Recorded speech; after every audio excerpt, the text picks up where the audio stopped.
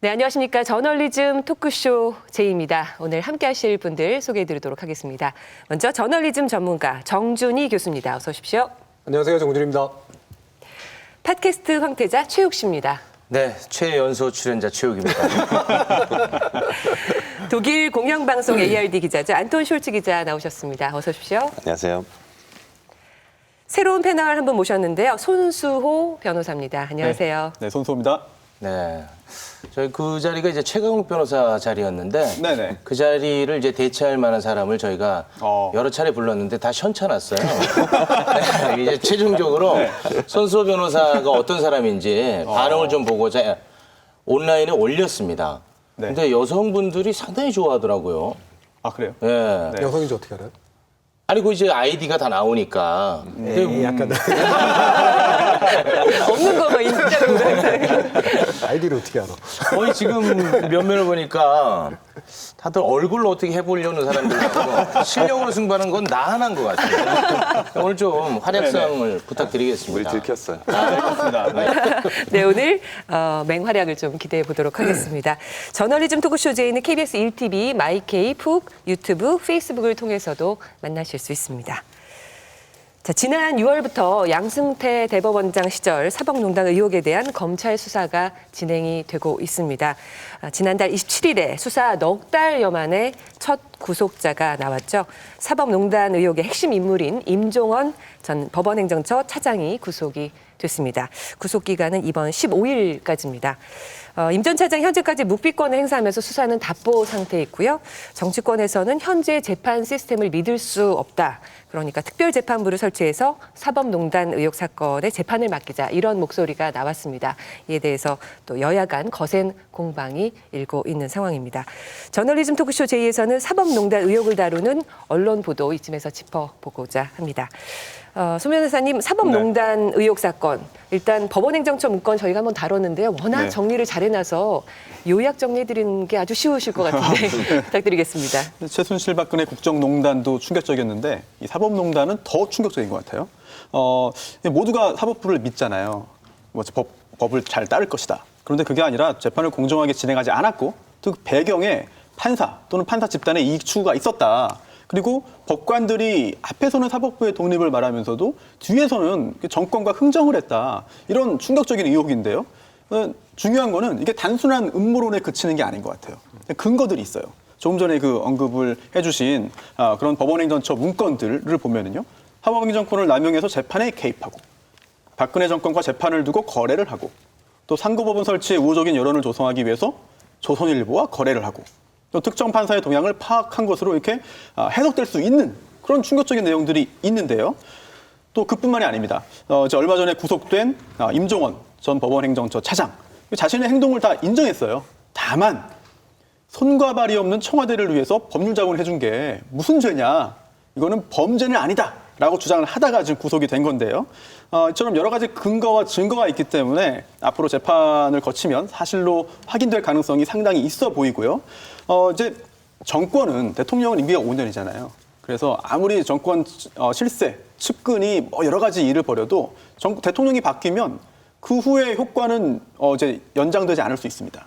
그런데 사법부가 이렇게 이런 일을 해버리면 권리 의무 또는 유죄 무죄 이런 게 확정돼 버리거든요. 따라서 저 개인적으로는 최순실 박근혜 국정농단보다 사실이라면 이번 사법농단이 훨씬 더 심각한 일이라고 생각합니다. 네. 아니 그럼 법조인의 한 사람으로서 네. 이렇게 좀 연대해가지고 네. 성토하고 네. 좀 목소리를 좀 높여야 되는 거 아닙니까? 했습니다. 아 했습니까? 네. 아 미안해요. 네. 아니 전체 변호사들 중에 상당수가 이번 일을 규탄하는 성명도 발표하고요. 물론 저도 미미하게 그냥 저도 동참하겠습니다. 이름 하나 올린 정도이지만 실제로 지금 사법부 내에서 일을 하고 있는 그런 판사들도 이 사건에 대해서 이 일에 대해서 굉장히 심각하게 보고 있어요. 네, 숄츠 기자는 어떻게 보면 굉장히 그 국내적인 사안이기도 하고 해서 어떻게 보실지 좀 궁금하기도 해요. 좀 어려운 내용이기도 하지만. 어려운 내용은 맞는데요. 그래도 되게 중요한 내용이라고 생각하고 그리고 변호사님 말씀대로 되게 좀 충격적인 내용이라고 생각하고 왜냐하면 이렇게 그 삼권 분리하는 게 아까도 교수님 말씀대로 정말 그 민주주의 바로의 기초이잖아요. 어느 정도. 그래서 이 시스템 자체 잘 안 된다면 되게 위험성이 있다고 생각하고, 그래서 지금 그 사법부 만약에 내부적인 문제가 정말 지금 나오는 만큼 심각하다면 이거는 정말 최대한 빨리 좀 정리해야 되고, 그리고 좋은 방법 좀 찾아야 되고. 근데 어떻게 봐도 이런 이렇게 사실 삼권 분리하는 게 이렇게 중요하기 때문에 사실 건드리는 게 더 쉬운 일 아니라고 생각하고, 그래서 잘못한다면 정말 판도라의 상자 열릴 수도 있어요. 왜냐하면 지금 아마 실질적인 잘못 때문에 우리 뭘 깨끗하게 뭘 바꿔야 된다고 생각할 수 있는데, 근데 만약에 앞으로는 뭐 다른 정부 있을 수도 있고 약간 독재적으로 가는 정부 만약에 있다면 판사들 우리 마음대로 안 하고 그럼 우리 뭘 바꿔야 된다.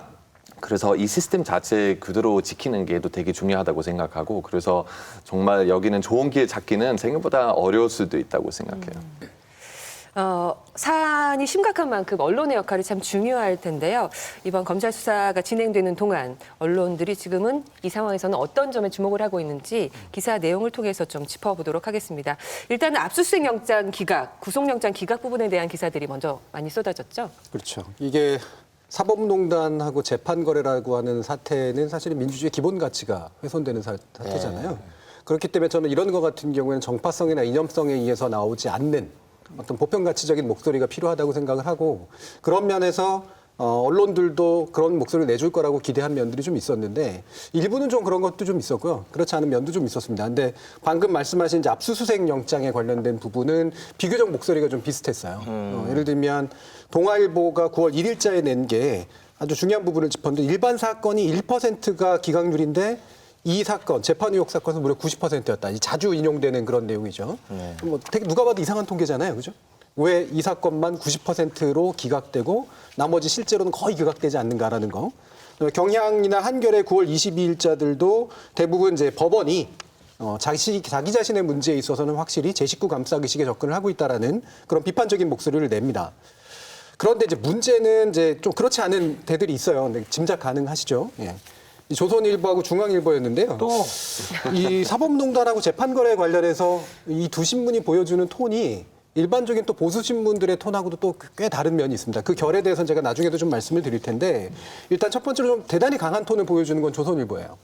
조선일보는 지금 이제 기사도 여기도 지금 나오는데, 이게 실제로 이제 물론 압수수색이나 이런 것들이 진행이 막 본격적으로 진행되기 전에 나온 내용이긴 합니다만, 되게 이례적으로 압수수색이 올 들어 하루에 650건 꼴이었다라고 얘기하면서 거의 뭐 막무가내로 터는 이제 그런 식의 방법을 쓰고 있다는 거거든요. 근데 이게 과거에는 좀 이제 진보지대나 이런 데서 이제 정권 비판이나 검찰 비판할 때 많이 쓰는 이제 그런 방식이었었는데, 거기서 8월 23일자 조선일보가 바로 이 압수수색 영장을 남발하는 그런 문제에 대해서 이제 비판을 합니다. 그래서 내용 자체는 저는 꽤 나쁘지 않은 내용이에요. 근데 이제 문제는 뭐냐면 이것이 나온 시점이라고 하는 것이 기본적으로 뒤에 있는 사건들하고 연결해 봤을 때 기본적으로 압수수색을 남발하는 어떤 검찰이라든가 청구로 남발한다거나 그거 실제로 남발되는 법원에 관련된 문제들을 경고하고 있는 이제 그런 목소리로 들린다라고 하는 거죠.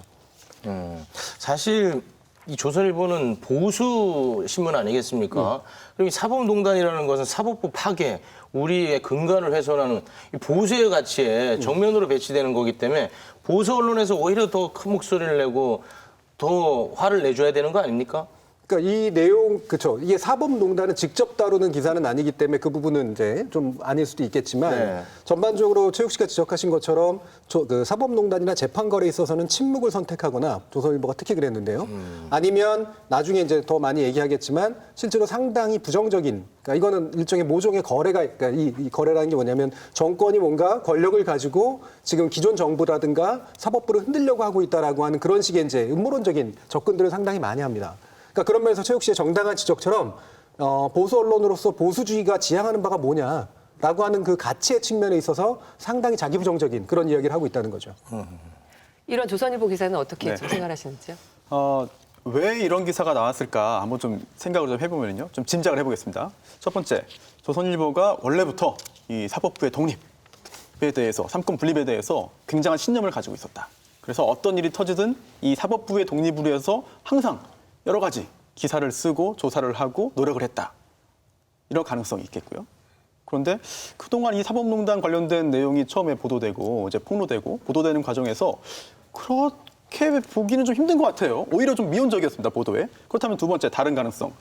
혹시 좀 정파적인 이해관계 때문이 아니겠느냐. 왜냐하면 지금 이 사법농단이 양승태 전 대법원장 시절이잖아요.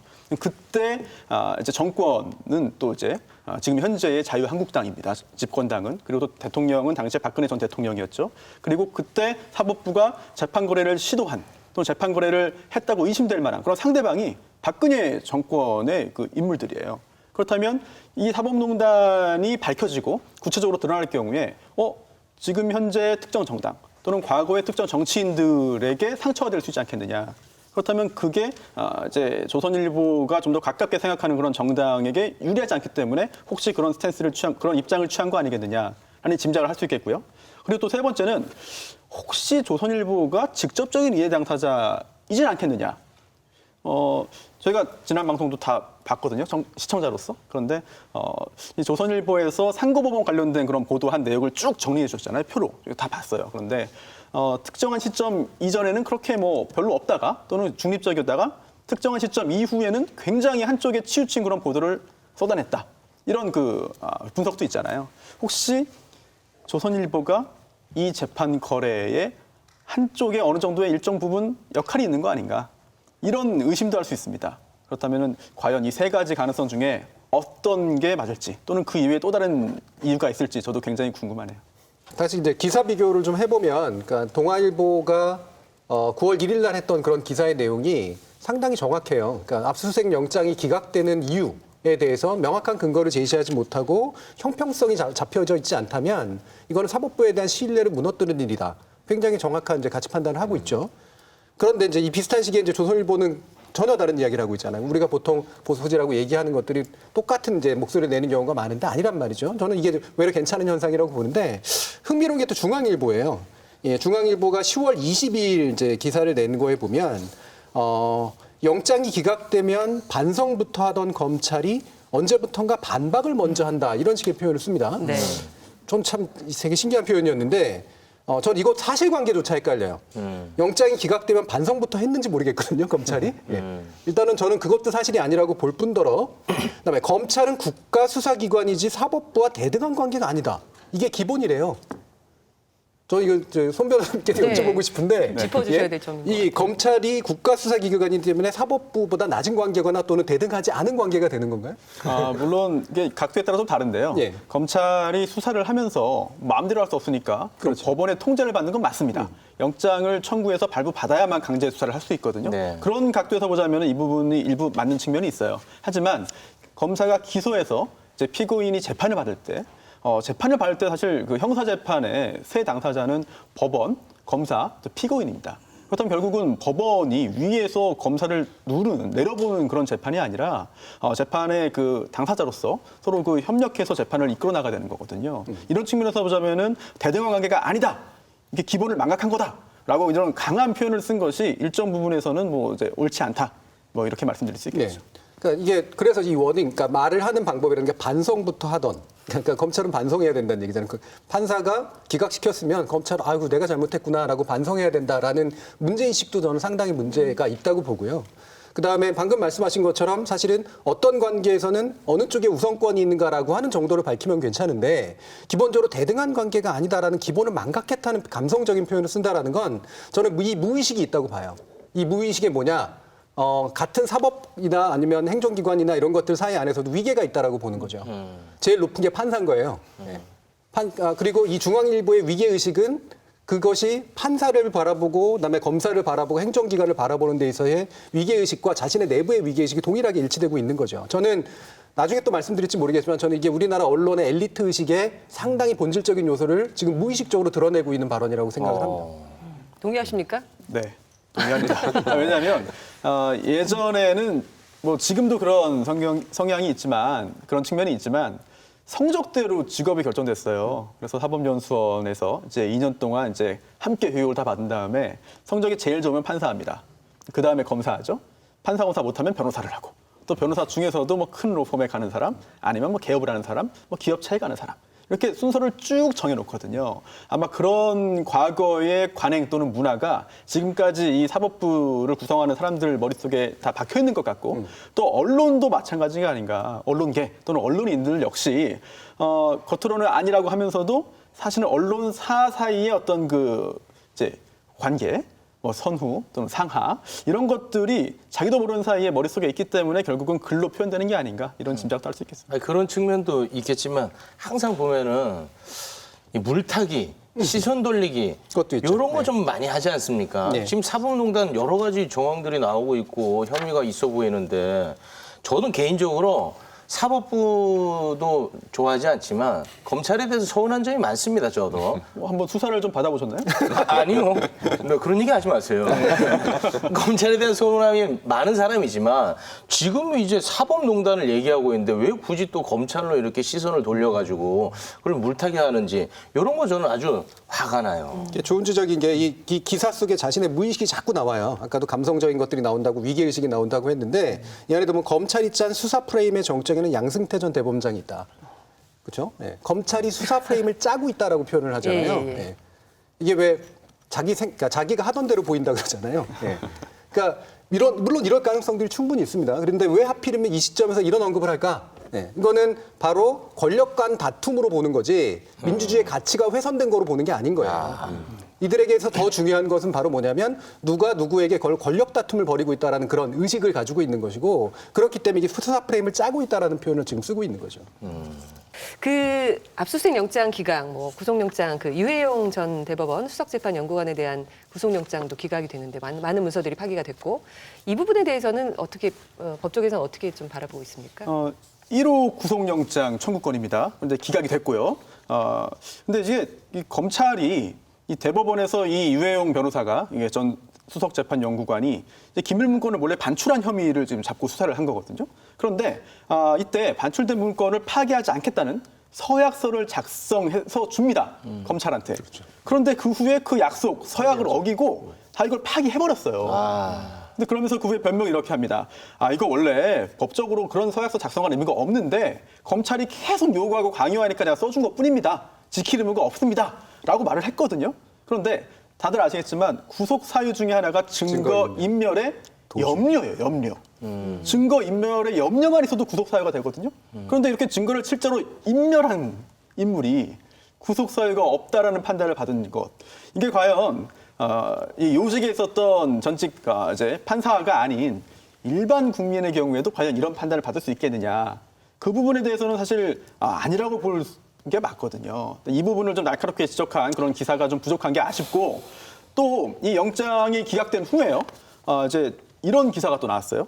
법조계에서도 영장 발부 가능성 크지 않다는 전망이 우세했다라는 기사가 나왔거든요. 그런데 이게 법조계 누구 의견인가 되게 중요하잖아요. 그리고 또 이런 의견이 있으면 실제로 영장 기각되기 전에 나왔어야 됩니다. 그러면서 이러한 이 법조인은 이러한 근거로 영장 발부 안 될 거라고 본다. 또 반대 의견도 있다. 이렇게 좀 분석 기사를 내줬으면 좋을 텐데 그게 아니라 기각된 후에 나는 이미 알고 있었는데 원래 그런 거야. 이거 잘못된 거 아니야. 라고 가르치듯이 제대로 밝히지도 않으면서 이렇게 법조계에서는 이런 전망이 우세했다라는 보도를 하는 거는 제가 볼 때는 그렇게 뭐 명쾌한 그런 보도는 아니지 않나 생각됩니다. 네. 이와 관련해서 특별재판부 설치 추진에 대한 보도도 그 이후에 나오고 있는데요. 지난달 25일 자유한국당을 제외한 여야 4당은 양승태 사법부의 사법농단 재판을 전담할 특별재판부 설치를 공동 추진하겠다고 밝혔습니다. 특별재판부, 일단 박주민 의원이 발의를 했는데 어떤 내용인지 좀 소개해 주시죠. 정말 특별한 재판부입니다. 근데 특별검사 같은 거예요. 비슷한 거예요. 근데 박주민 의원 비롯해서 이제 56명의 의원이 발의했는데요. 일단 이 법률안 이름부터 한번 쭉 이제 소개를 드릴게요. 좀 깁니다. 양승태 전 대법원장 재임 기간 중에 사법농단 의혹 사건 재판을 위한 특별 형사 절차에 관한 법률안. 길죠. 근데 이게 핵심은 기존에 이제 재판부를 구성하고 있는 그런 판사들이 이 사법농단 사건과 관련돼 있다. 즉, 이제 직접적으로 이 사법농단에 관련된 행위를 한 판사가 있을 수도 있고 또 반대로 이 사법농단 행위의 피해자일 수도 있어요. 왜냐하면 법관 사찰 또는 뭐 동향 파악 이런 것들의 대상도 판사거든요. 그래서 거칠게 표현하면 가해자 또는 피해자가 이제 재판을 할 수가 있으니까 이거는 공정하게 진행되지 못할 가능성이 높다. 따라서 관련이 없는 공정한 재판을 하기 위해서 관련이 없는 판사가 재판을 진행하도록 하자라는 게 이 법의 핵심이고요. 그런데 중요한 게 있습니다. 그러면 그 판사를 공정한 재판을 할 수 있는 판사를 누가 어떻게 임명할 것이냐. 이게 핵심이거든요. 네. 근데 이 법률 안에서는 이렇게 돼 있습니다. 이제 후보 추천위원회가 있어요. 그래서 변협에서 3명 추천하고요. 또 법원 판사회의가 3명 추천하고 그리고 또 변호사 자격이 없는 비법조인이 3명 추천됩니다. 이 9명으로 구성된 추천위원이 이제 2배수로 추천을 해요. 판사를, 특별판사를, 특별재판관 후보자를 2배수로 추천합니다. 그러면 거기에서 국회가 결정하는 것도 아니고 대통령이 결정하는 것도 아니고 대법원장이 그중에 골라서 임명을 하도록 되어 있습니다. 이렇게 임명된 특별재판관이 이 사법농단 관련된 재판의 1심과 2심을 이제 담당하고요. 그리고 또 이제 영장 발부 여부까지 이제 판단하게 되는 그런 내용이 이 법률 안에 포함되어 있죠. 이 특별재판부라는 게 대한민국에서는 처음으로 생기는 제도입니까? 만약에 생긴다면? 그렇지는 않습니다. 과거에 반민특위. 네, 반민특위도 사실 이 특별재판부예요. 법에 의해서 만들어진 그런 거고요. 최근에도 비슷한 일이 있다는 견해가 있어요. 이게 현직 판사가 이제 발표한 자료 중에 있는 건데요. 선례가 있다. 이제 국정농단 관련해서 이재용 삼성그룹 부회장이 재판을 받았습니다. 그런데 이때 이 고등법원에서 서울고등법원에서 항소심 재판 진행할 때 새로 이제 부패 사건 전담하는 재판부를 하나를 신설합니다. 그래서 사실상 법원 내부에서는 그 새로 만들어진 재판부에서 그 사건 전담하겠구나라고 생각을 했다는 거예요. 그렇다면은 그 재판부에 재판부에서 일을 하게 된 그 판사 3명이 이재용 부회장 사건을 담당하는 거 아니냐. 이미 다 내부에서 짐작을 했다는데 물론 특별한 재판부를 따로 만들어서 이 사건만 준 건 아니고 법원에서는 5개의 전담 재판부 중에 그중에 전산 배당한 거다라고 말을 하고 있지만 내부에서는 또 거기에 또 의문을 제기하는 그런 목소리들이 있거든요. 그렇다면 방향은 다르지만 이렇게 특별한 재판부를 만들어서 특별한 사건을 담당하도록 하는 그런 전례가 없다는 말은 사실 틀린 말이라고 할 수 있겠죠. 따라서 이 특별재판부라는 게 좀 낯설고 기존의 이 질서를 허물어뜨리는 거 아니야? 또 심지어 일부 언론은 혁명이라는 표현까지 썼어요. 이건 혁명이다. 즉 부정적인 의미의 혁명을 쓴 건데 하지만 과거의 전례도 있고 그리고 또 오죽하면 지금 이런 법안이 발의됐겠느냐. 그리고 그동안 영장을 청구해도 영장은 기각되고 그러면 자발적으로 제출하라고 해도 자발적으로 이미 제출하지도 않고 그런 상황에서 수사가 제대로 되지 않으면 기소를 하더라도 증거가 부족해서 재판에서 다 무죄로 빠져나갈 가능성이 높아지고 여러 가지 국민들의 걱정이 있기 때문에 이런 특별재판부를 설치하기 위한 이런 법률안이 발의된 거라고 여기 봐야죠. 이제 특검하고 같은 개념이라고 볼 수 있는데 특검 같은 경우에는 검찰을 외부에서 이렇게 선임하는 거죠? 네, 그렇습니다. 근데 이거는 역시 또 현 사법부 안에 인물로 하는 거죠? 네, 그래서 지금 이 특별법에 의해서 판사 아닌 사람이 갑자기 판사가 돼가지고 재판하는 거 아니야? 그러면 이거는 여러 가지 문제가 생기는 거 아니야라는 지적들이 있는데요. 그렇진 않고요. 법관의 자격을 가지고 있는 사람 중에서 이 재판을 공정하게 할 수 있는 이 양승태 전 대법원장 시절에 법원행정처 근무하지 않았고 또 이 사법농단 관련해서 연관성이 없는 그런 법관들이 재판을 진행하도록 하는 법이죠. 현실적으로 가능한 건가요? 충분히 가능합니다. 네. 지금 사당이 합의까지 했어요. 자유한국당만 반대하고 있는 거고. 문제는 아까 얘기했던 대로 이런 사법부 내부적으로 해결할 수 있으면 어느 정도 괜찮다고 생각하고 근데 첫 번째 문제점 아까도 조금 얘기했던 것처럼 누가 이 판사는 선택하는 거예요. 왜냐하면 이런 위험성도 있을 수도 있다고 생각하고 예를 들어서 미국으로 보면 트럼프 대통령 자주 말하는 그 위치 헌트 같은 이런 그 마녀 사냥 이런 분위기 생기지 않게 위해서 노력 많이 해야 된다고 생각하고 왜냐하면 많은 사람들 만약에 오해할 수도 있고 아니면 잘못 생각할 수도 있고 이런 사람들 그냥 정부하고 가까운 판사들만 선택하고 그럼 싫어하는 다른 사람하고 약간 그냥 없애버리려고 약간 이런 위험성도 있을 수 있고 그래서 되게 아까 말씀했던 것처럼 사법부는 확실하게 다른 이런 삼권 분리되어 있으니까 다른 그 섞이면 좀 안 된다고 생각하고 내부적으로 어떻게 정리하는 프로세스가 과정 좀 꼭 있어야 된다고 생각하고 그래서 그냥 지금 이런 그 특별재판부 만드는 게 아마 제일 쉬운 방법 될지도 모르겠지만 근데 꼭 확실하게 제일 좋은 방법인지 저도 100% 확실하지 않습니다. 사실. 네. 이게 논점이 사실은 한 3개쯤 돼요. 첫 번째 가장 근본적인 것은 이제 우리 헌법이 규정하고 있는 것처럼 사법부권은 법관에게 이제 귀속된다라고 하는 말이 지금 이 후보 추천위원회에 이제 비법조인이나 이런 사람들이 외부에서 참여해서 얘기하는 것이 과연 사법권을 침해하는 문제냐. 이게 이제 가장 큰 문제고요. 이 부분은 헌법적으로 판단을 해봐야죠. 저는 아니라고 생각을 합니다만. 두 번째가 이제 부작위성에 관련된 건데 말 그대로 판사나 재판부를 구성할 때 랜덤으로 구성해야 된다 이런 얘기거든요. 누군가가 들어가면 안 되니까. 그렇죠. 근데 이것도 나중에 생긴 거예요. 제가 알기로는 처음부터 이렇게 있었던 것이 아니라 부작위하게 만들자라고 해서 이제 나중에 만들어진 건데 실질적으로 완벽한 부작위로 구성되느냐에 대한 충분한 의심이 있어요. 그다음에 세 번째로 이제 그러면 기성 제도를 사용하면 된다라는 게 뭐냐면 기피와 제척 제도예요.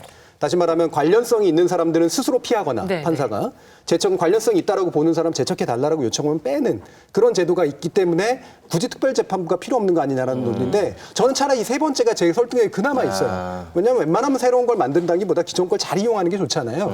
근데 문제는 뭐냐면 이후제 재판의 여러 가지 경우에서 실제로 자기가 관련이 있는데 스스로 피하지 않은 판사들의 사례들이 굉장히 많았고요. 그다음에 제척해달라고 요청했는데도 사법부가 들어주지 않은 사례들도 있습니다. 다시 말하면 기성제도가 작동을 안 하고 있다는 얘기죠. 근데 기성제도에 대한 불신이 있는 조건에서 그러면 이 세 가지 어떤 논점들이 저는 충분히 논파될 수 있다라고 보고 만약에 혹여 논파가 안 된다고 하더라도 이걸 논쟁을 이어가면서 실제로 이게 실질적으로 맞는 거냐 그렇지 않냐를 하면 되는데 사실은 막연히 거부하고 있는 이제 그런 상태라는 게 문제인 거죠. 일단 그 국감 안에서 있었던 사법부 내 반대 목소리 좀 들어보시겠습니다. 재판의 공정성의 출발은 배당의 무작위성에 있다고 생각이 됩니다. 특정 사건을 위해서 특정 재판부를 특정인이 지정하는 식으로 재판부를 구성하는 것은 논란의 여지가 많을 것으로 생각이 됩니다. 공식적인 의견은 제출되지 않았지만은 저 개인적으로는 우려되는 점이 있다고 생각합니다.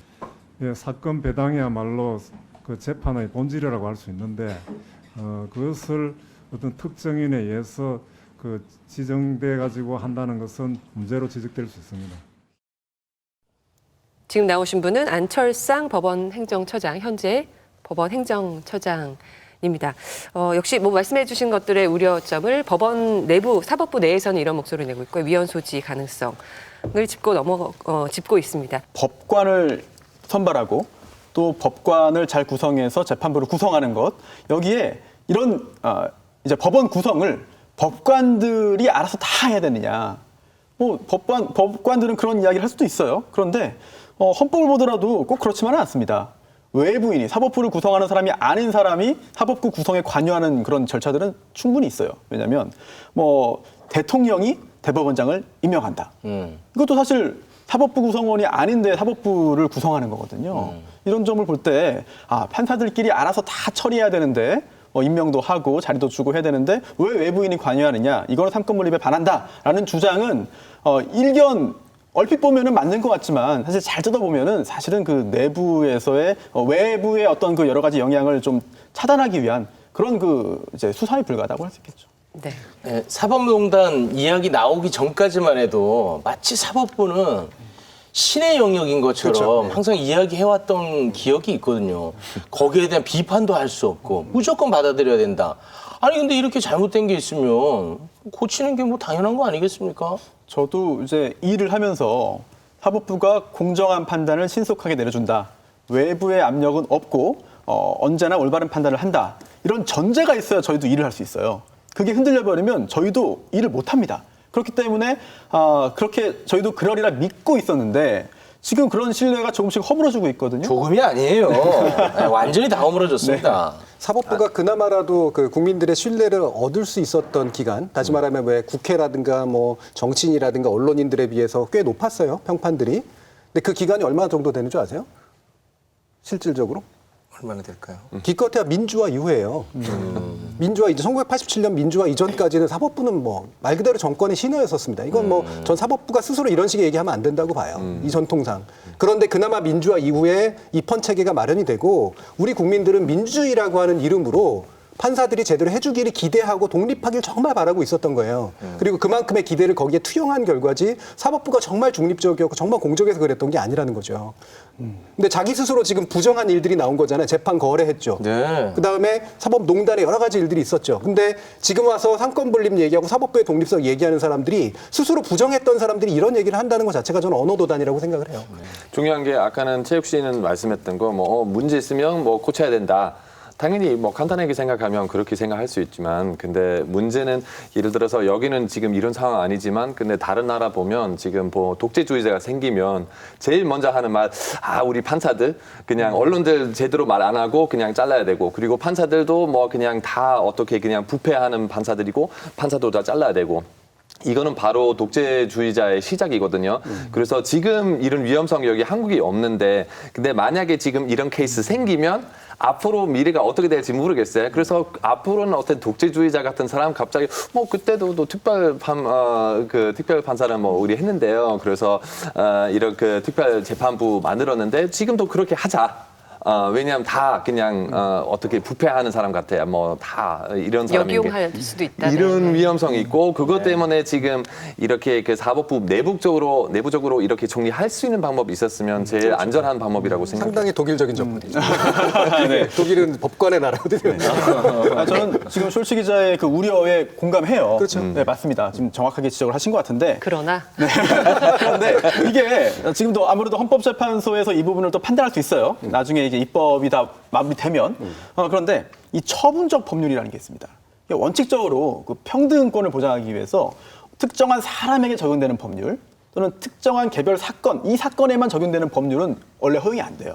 그렇게 만들면 안 되는 게 원칙이에요. 그런데 예외적으로 그러한 법도 허용되는 경우가 있습니다. 왜냐하면 이게 합리적인 이유가 있는 경우에는요, 이거는 평등권을 침해하지 않는다, 합헌이다라는 판단을 받는 거고 그 중에 하나가 이제 많은 분들이 제일 잘 아시는 게 개별 사건 법률, 한 사건에만 적용되는 법률 중에 하나가 바로 5.18 특별법입니다. 그러니까 이거는 이제 개별 사건 법률이에요. 그렇기 때문에 아니 일반적인 법을 만들어야지 왜 이 법은 이 사건 하나에만 적용되느냐 위헌이다라는 주장도 있었어요. 하지만 헌법재판소에서 이건 합헌이라는 결정을 한 바 있거든요. 따라서 이제 그 기자님의 지적이 타당하고 당연히 잘 새겨들어야 되지만 경우에 따라서 그리고 또 이번 사건의 특수성과 성격을 볼 때 헌법재판소에서 무조건 이거는 개별 사건 법률이니까 위헌 이렇게 판단하지는 않을 걸로 기대합니다. 네, 언론에서는 이 특별재판부 설치에 대해서 어떻게 보도를 하고 있는지 어떤 입장을 보이고 있는지 좀 짚어보도록 하겠습니다. 네. 한 세 가지 범주인데 하나는 신중한 태도, 그다음에 또 한 가지는 강경하지만 적극적인 태도, 다시 말하면 필요하다는 태도, 강경하게 반대하는 태도 이런 정도는 아닙니다. 일단은 신중한 태도 같은 경우에는 합리적 비판 쪽에 좀 해당한다라고 보여지는데요. 중앙일보 10월 26일 날 기사에 보면 귀담아 들어야 할 특별재판부 설치에 대한 우려. 뭐 상당히 온건하죠. 귀담아 들어야 할 이런 식의 표현을 쓰면서 뭐 이것도 물론 이제 법 쪽에선 위헌적 요소가 있다는 지적이 나오는데 그래서 법 쪽이가 어떤 주어냐라고 하는 건 약간 불투명하긴 합니다만 그 위헌적인 요소라고 하는 게 사법권은 법관으로 구성된 법원에 속한다라는 헌법 101조와 충돌한다. 뭐 실제로 많이 나오는 얘기긴 하니까 이걸 검토할 필요가 있다라는 주장 정도는 뭐 온건하게 접근하고 있다고 봅니다. 또 한 가지 동아의 10월 26일 날 보도 같은 경우에는 사법 남용이 됐기 때문에 특별재판부를 추진한다 하지만 이제 위헌 소지는 좀 꼼꼼히 따져보자. 그래서 이게 빌미를 제공했다라고 얘기를 하면서 네. 즉 제19 봐주기, 사법부의 제19 봐주기가 빌미를 제공한 측면이 있다. 인정해요. 이제 그러면서 대신 위헌 논란이 있기 때문에 마찬가지 위에서 상권 분립을 해칠 수 있는 위헌적 요소에 대해서는 한번 따져보자 정도로 이제 접근을 합니다. 근데 강경하게 좀 더 적극적인 입장을 보이는 한겨레가 특별재판부 추진 배경에 관련된 언급을 하면서 기본적으로 사법농단의 경우 단 한 번도 제대로 된 압수수색이 영장이 발급된 적도 없었다. 현재와 같은 사법부 태도라면 특별재판부 설치는 불가피하다. 이런 식의 얘기를 합니다. 그러면서 이미 사당이 합의했기 때문에 자유한국당도 반대하지 않고 이건 동참해줘야 된다라는 얘기를 하고 있죠. 근데 제일 재밌는 건, 불행히도 재밌는 건 조선일보의 보도인데요. 사설을 통해서 얘기를 해요. 그러면서 강경한 태도로 특별재판부라니 이 나라의 혁명이라도 났나. 이제 아까 언급하신 이제 그런 네, 내용이 혁명이란 나옵니다. 단어가 나왔네요. 혁명, 부정적인 의미를 쓴 거죠. 누구나 이렇게 짐작할 수 있듯이요. 자, 전 정권 당시 재판 거래는 없었다고 이미 결론이 났다. 이런 표현이 나오는데 결론이 안 났기 때문에 지금 진행되는 거 아닙니까? 그러니까 이거 보면은 네. 났나 이렇게. 그러니까 이거는 네. 상당히 굉장히 호도하는 그런 네, 문장이에요. 그러니까 함부로 이런 얘기를 쓸 수 있다는 것 자체가 아무리 사설이라고 하더라도 저는 인정이 안 되고요. 두 번째로 뭐냐면 프레임을 짭니다. 그래서 이걸 정권이 검찰에 억지로 사건을 넘겨서 억지로 죄를 뒤집어쓰고 있다. 이런 식의 표현을 나와요. 망신주기다. 이런 식의 얘기를 합니다. 이것도 자신들이 바라보는 음모론의 이야기를 하고 있는 거죠. 그러면서 이제 핵심적인 주장이 바로 이거예요. 삼권이 이제 분립되어 있고 사법부가 독립되어 있는 나라에선 도저히 있을 수 없는 일이다. 이제 이런 식의 이제 이야기를 합니다. 이게 이제 바로 이후에 이걸 반대하는 쪽에서 늘 하는 주장이 바로 삼권 분립론이에요. 근데 계속하는 얘기지만 삼권 분립을 스스로 파괴한 행위들에 대해서 아무런 비판도 안 하던 사람들이 여기서 삼권 분립을 이야기한다는 건 언어 도단이고 스스로 불성립하는 그런 식의 이야기를 하고 있는 겁니다. 이 사설에서 맹비난하고 있는 이런 목소리는 저는 조선일보가 스스로 내부자라고 판단하기 때문에 그리고 또 한편에서는 뭐냐면 뭔가 감성을 건드렸어요. 그러니까 다시 말하면 이른바 혁명을 통해서 집권한 자들이 근본도 없는 자들이 우리의 고결한 어떤 상층부를 건드리고 있어. 라고 하는 식의 무의식이 좀 작동하지 않으면 이런 식의 언어가 나오기는 되게 힘들다라고 판단을 합니다. 또 이 사설에서 굉장히 좀 시선을 끄는 부분이 하나 더 있습니다. 다른 사람도 아닌 현 정권 측 판사들이 내린 결론이다. 판사의 현 정권 측이라는 판사가 따로 있나요? 왜 도대체 판사를 정권에 예속된 그리고 어떤 정파성을 가지고 있는 그런 존재로 묘사하는지 이거는 상당히 좀 충격적인 일이거든요. 현 정권 측 판사. 그러면 전 정권 측 판사가 따로 있다는 얘기인데 이런 부분들을 어떻게 나누고 어떤 기준으로 판단하는지 굉장히 궁금합니다. 사설이라고 해도 이거 기사로 보기는 좀 어려운 어떻게 보면 일반 국민들이 이거를 보고선 납득을 하는 분들이 있을까요? 과연? 그러니까 국민의 감성하고도 전혀 어울리지 않는 판단이고요. 그러니까 조선일보의 사설 정도라면 네. 적어도 국민의 일정 부분이 합리적으로 동의할 만한 주장에 근거해서 얘기를 해야 되잖아요. 저는 이건 말 그대로 내부자들의 영화에 나오는 사람이 쓰듯이 썼다고 생각을 해요. 예. 그러니까 왜 이것을 건드리느냐라는 감성적으로 굉장히 충전되어 있고 지금 말씀하시는 이제 그런 식의 얘기처럼 사실은 자신의 프레임으로 세상을 바라보고 있는 거죠. 예. 지금 뭔가 덤비지 않아져야 될 영역들이 덤벼지고 있다라고 위기감을 느끼기 때문에 나오는 굉장히 강한 반발이라고 저는 느껴요. 네. 이 기사를 보면서 야 진짜 국민들을 완전 바보로 하나 그런 생각. 너무 나를 무시하는 오늘 분노 듯한. 포인트 잡혔어요. 그럼? 분노 포인트가 졌어요. 아까 계속해서 말씀하셨지만 삼권 분립이 훼손됐으니까 이 사달이 난 거 아닙니까? 근데 계속 이 기사에는 아까 온건하다는 표현 화가 났어요. 동아일보에서 삼권 분립이 해치는 사법권 침해 소지가 있다. 이게 얼마나 웃기는 얘기입니까? 이 기사를 보는 국민들을 너무 무시하는 거 아닌가? 우습게 생각하는 거 아니냐? 그런 생각이 들었어요. 상층부에서 이제 국민을 우롱했다는 게 아무래도 저희한테는 큰 울분을 사지 않았나 싶습니다. 과거를 전혀 뉘우치질 않아요. 보면 보도 형태를 보면 그래서 오히려 침묵을 시키고 침묵을 하고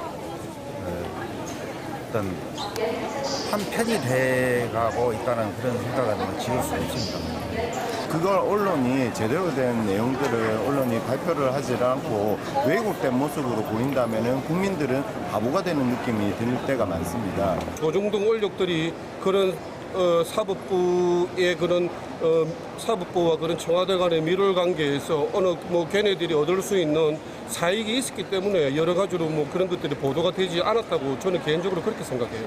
오히려 특별재판부를 만들자는 설치하자는 그런 그 법안의 취지 자체가 훼손된 삼권 분립을 회복시키자, 건데. 복원하자 그런 내용인데 네. 이게 그 치료하자고 하는 거를 이제 백신을 가지고 왜 어떻게 균을 내 몸에 집어넣어? 이건 절대 안 돼라고 이제 거부하는 그런 격이 아닌가 싶어요. 그리고 기본적으로 어렸을 때 제가 이게 잘못하면 엄마가 너 몇 대 맞을래 물어보면 항상 그냥 양심상 한 대 그것도 하고 싶지 않았어요. 본인이 잘못한 거 본인한테 처벌하려면 처벌 어떻게 합니까? 이 제도가 충실하지 않으면 제도를 이제 다시 세워야 되거든요. 그게 이제 바로 정치 과정의 특징입니다. 우리가 국민들의 충의를 모아서 또는 입법의 어떤 힘을 이용해서 모으는 거란 말이에요.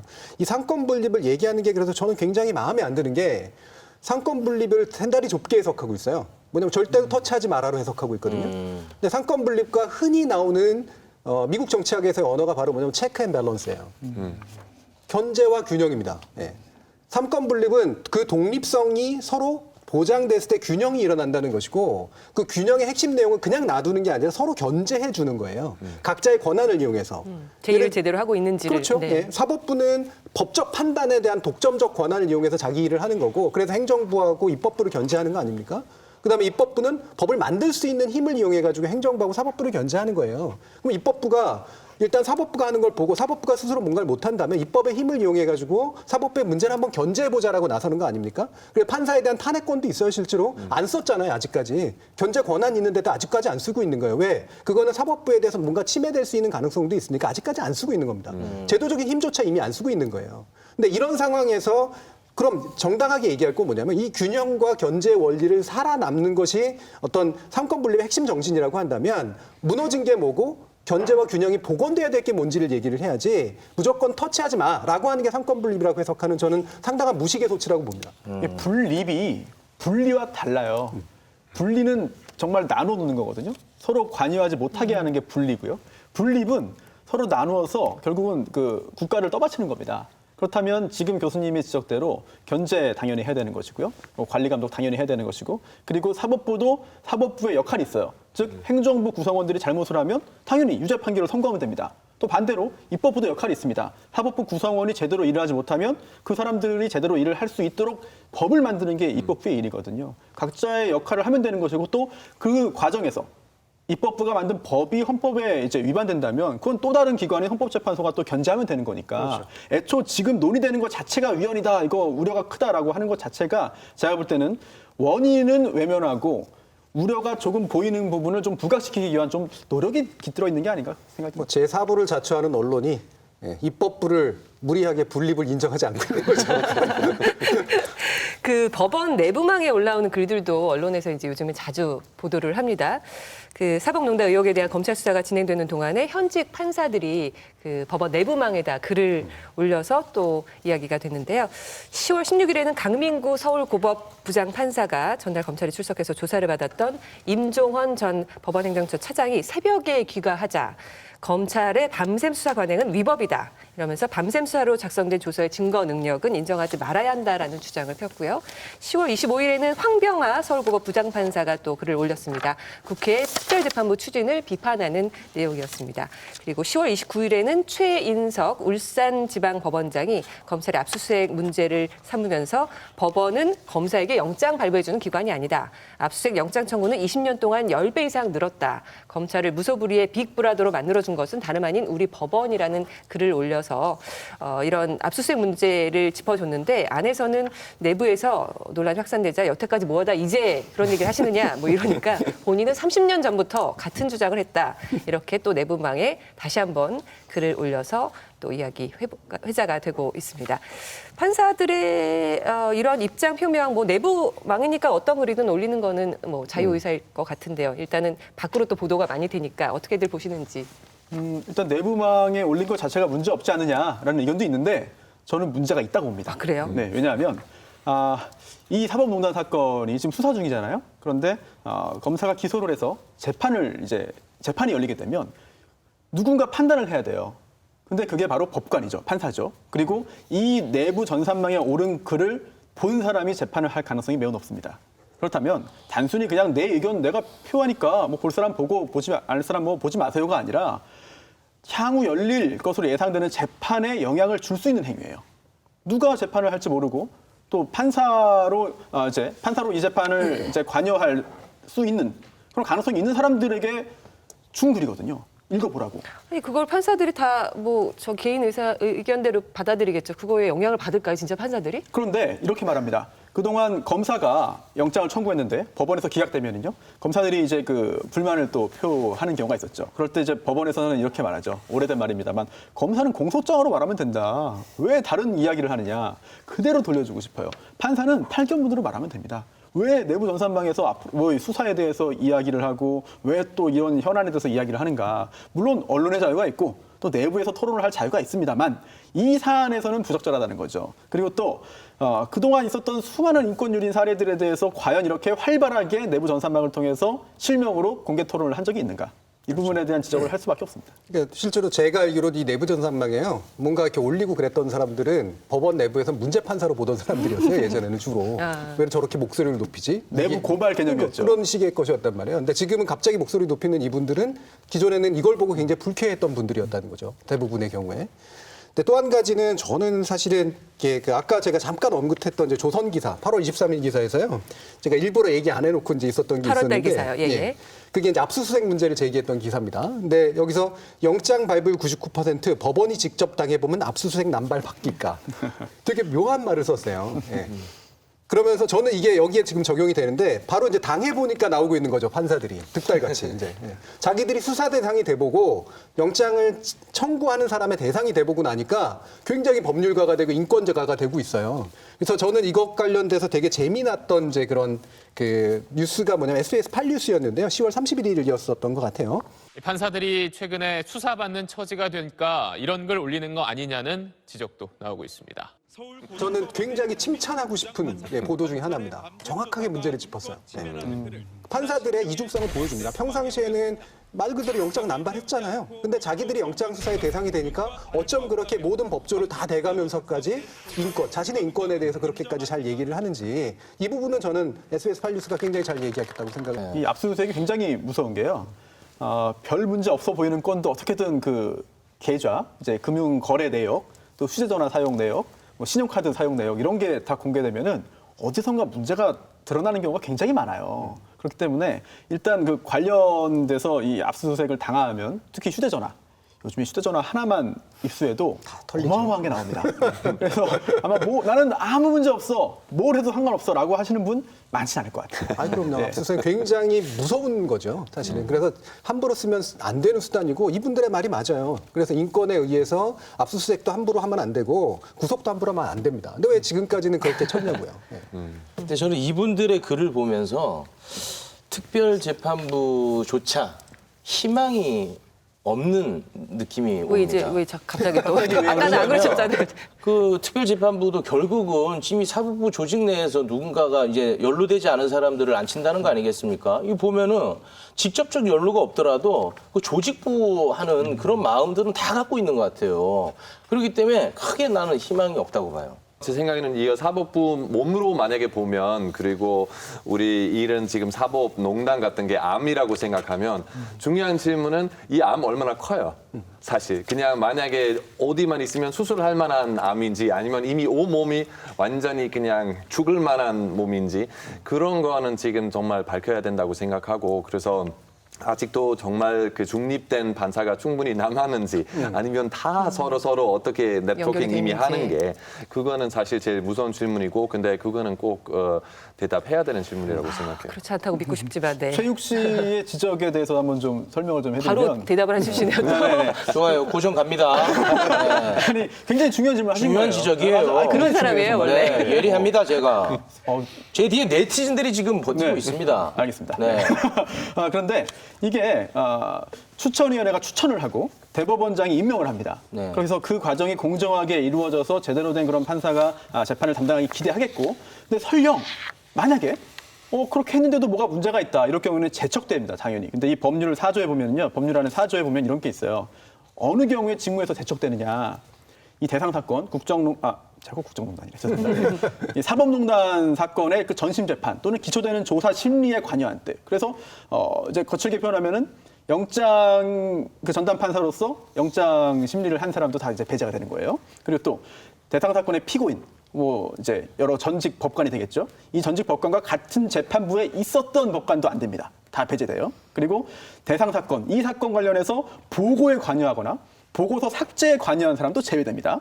또 양승태 전 대법원장 재임 기간 중에 법원 행정처에 근무한 경력이 있는 경우도 다 배제돼요. 그리고 마지막으로 양승태 전 대법원장이 임명을 제청한 대법관도 배제되거든요. 이렇게 엄격하게 정해가지고 일단 절차적으로는 다 배제하도록 되어 있어요. 그런데 그래도 좀 걱정하실 것 같아요. 이렇게 다 했는데 그렇게 임명된 특별법관이 머릿속으로는 조직 보호를 하면 어떻게 하느냐. 네. 사실 그거는 방법이 없어요. 방법이 없죠. 어떻게 하겠습니까? 방법이 없습니다. 그러니까 지금 이 보면은 이분들은 본인들의 잘못보다는 지금 마치 검찰과 우리가 싸워서 이겨야 된다. 그런 생각으로 가득 차 있는 것 같아요. 그렇죠. 예. 정확하죠? 지금 또 중요한 말씀하셨어요. 중요한 말만 합니다, 나는. 네. 굉장히 중요한 말씀하셨는데 현직 법관, 일부 현직 법관 또는 그 법관 출신의 변호사들이 이런 말을 해요. 이번에 검찰이 압수수색 영장 뭐 여러 건 청구했는데 기각이 됐다 많이. 근데 그게 당연하다고 그래요. 왜냐하면 검찰이 불순한 의도를 가지고 이번 기회에 법원 내부를 들여다보기 위해서 영장을 청구한 결과다. 네. 불순한 의도를 갖고 당연히 기각되는 게 맞다라는 의견을 표하고 있어요. 물론 일부는 또 수긍하는 분도 있을지 모릅니다. 제가 영장을 어떻게 청구했는지를 정확히 모르기 때문에. 그런데 그렇다 하더라도 지금 법원 내부 구성원 또는 이제 법관 출신의 그런 법조인들은 자기도 모르는 사이에 그런 조직의 논리를 머릿속에 담고 있는 거예요. 그렇죠. 지금 말씀하신 대로 검찰도 그런 비판에 직면해 있는 상황에서 법원마저 그러냐. 이런 상황이라면은 국민들의 어떤 신뢰는 더더욱 이제 훼손될 수밖에 없죠. 그 최욱 씨의 그 우려가 그 무의식에 그대로 또 담겨 있는 기사가 있어요. 이건 제가 또 한번 찾아본 기사인데 네. 중앙일보가 딱 정확히 이런 스탠스거든요. 예, 기본적으로 그 권력 암투로 봅니다. 특히나 다른 기관 간의 어떤 다툼으로 봐요. 10월 24일 날 기사를 보면 강민구가 조국을 비판한 날 검찰은 임종헌에 대한 구속영장을 청구했다. 이런 식의 기사가 나옵니다. 딱 정확하게 그림 그려지죠. 이 강민구 판사는 서울 고법 부장판사고요. 이분이 민정수석인 조국을 비판해요.